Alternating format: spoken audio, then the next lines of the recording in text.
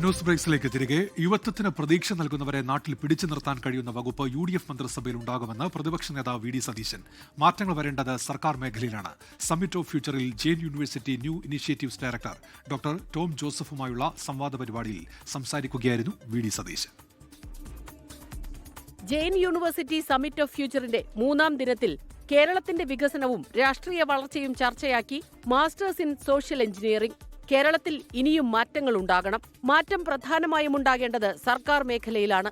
ജനങ്ങളോട് ഉത്തരവാദിത്തമുണ്ടാവുക എന്നതാണ് ഇതിൽ പ്രധാനപ്പെട്ടതെന്നും പ്രതിപക്ഷ നേതാവ് VD സതീശൻ. നാടിനു പുറത്തേക്ക് പോകുന്ന യുവത്വത്തെ നാട്ടിൽ നിർത്താൻ കഴിയുന്ന രീതി ഉണ്ടാകണമെന്നും VD സതീശൻ.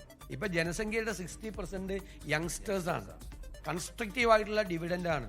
ഡെമോഗ്രാഫിക് നമ്മുടെ ജനസംഖ്യക്ക് കിട്ടിയ ഡിവിഡൻഡ് ആണ് നിങ്ങൾ.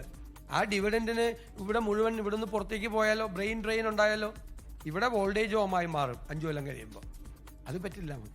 അവരെ നമുക്കിവിടെ വേണം. പക്ഷെ അവർക്കൊരു കോൺഫിഡൻസ് വേണം.